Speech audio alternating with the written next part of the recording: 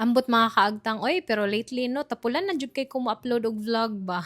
Pero kay sayangan man sad ko sa mga memories nga naka-store sa akong phone mo na nga ako nang gi-edit ang among Sinulog Vlog 2026. Grabe yung lisura mangita og parkinganan basta sinulog mga kaagtang, maayo na lang gani nga pag adto na mo sa SMC side Cebu daghan rag bakante. Mao to didto na mo gibilin ang among sakyanan unya na nakailang mi og motor padong sa Virama. Maayo gani ang panahon pag sinulog ba kay dili gi siya ingong tanto jud kay init. Kay kung perte pa tong inita no, ako jud numero 1 nga mo surrender. Ang una day namong gibuhat pag sinulog mga kaagtang no, kay nagpa face painting mi ni Athara. Nalimot nako kung nakapa face painting na ba ko sa una or first time ni nako karon. Pero first time ni Athara nga magpa face painting unya ganahan sad kayo siya mo to nangita gid mi og someone nga mo face paint. After na mo nagpa face painting kay diri nami nagpundo at bang dapit sa may ACT. Naglantaw mi og parade while nag-wait me sa akong duha ka friends.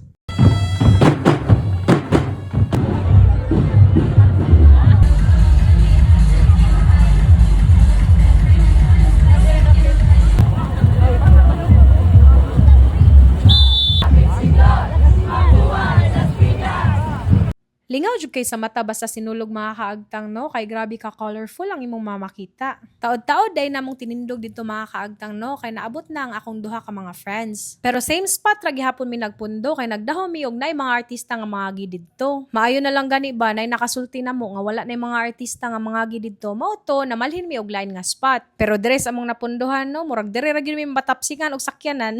Grabe jud kayo basta sinulog no, kay dinuutay jud kaayo. Ingon ani among porma basta nay mo agi nga sakyanan, iyahay mig padaplin. Ahak pagid kayo kay daryot pa maligsan namong mga tiil. Mao day ni ang pinakaunang artista nga among nakitaan, pero to be honest no, wala ko kaila niya pero gwapo kay siya ha. Pero kani si kuya dili ni siya artista pero ay mo pagdahom mi kagubtan ni siya didto dapit sa mong tungod.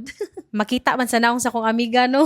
Finally no, pagtaod-taod ana kay nakitaan ra gyud namo si Coco Martin. Nalimot nako pero murag kita nako niya sa una nga sinulog. Kani si Kylene first time nako makakita niya pero nakaana gyud ko gwapa jud kay siya ay lahi ra jud kayo ang iyang beauty sa TV ug sa personal as in. Kana gani makaana jud kag wow kung makakita ka niya. Taod-taod pud ay ana no kay nakita namo si Cindy Cinco, ang iyang bana ug si Ian Veneracion. Lamig gyud lawas si Cindy Cinco mga kaagtang kanaging typical nga type sa mga afam. Si Ian Veneracion gwapo jud kay siya pero ang iyang naong sa TV ug sa personal para nako mao-maora. Taod-taod day namong binarog dito mga kaagtang no kay ni action nagtaligsik mao to naka-decide mi nga manglakaw na. Nipundo sa demi kadiyot sa imol mga kaagtang no kay ni pahuway sa gyud mi kay grabing sakita sa mong bagtak ug sa mong tiil. Unya mo to pag taod-taod ana kay naka-decide mi nga mamauli na so mo to nag-part ways na mi sa akong mga amiga. Unya since kay ang among sakyan na naaman naka-park sa SMC side mo to na nakay nasad mi og motor padong sa seaside. Ambot og ako lang ba mga kaagtang no pero lantaw nako grabe gyud daghan ng tao sa sinulog karong tuiga ay. Pag-abot day namo sa seaside mga kaagtang kay nangita mi og kan-anan since ting panihapon naman. Mo to naka-decide ang akong bana nga sa Chili's mi mangaon. Before mi naabot sa Chili's no grabe ka surrenderon na jud ko mga kaagtang kay perti nagyong sakita sa kong bagtak o sa kong tiil halos dili na gud ako matikang akong tiil tungod ka sakit. Samutan pa nga perti pag yung nakuha sa seaside.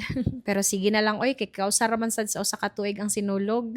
Actually pila sad ka sinulog mga kaagtang no nga wala mi kalaag og adlawan kay usually igabi ra mi manglakaw kay mangadto mi sa Basilica. Pero karon since kay si Athara dako naman mo to naka-decide mi nga manglaag mi karong tuiga. After day na mo nangaon sa Chili's mga kaagtang no kay naka-decide ko nga manghapit sa mi og palit og relo para na ako ikapuli-puli sa akong Apple Watch. Kay ambot mga kaagtang oy basig tungod ni sa akong pangidaron no pero most of the time perminti na lang jud ko makalimot og charge sa akong Apple Watch.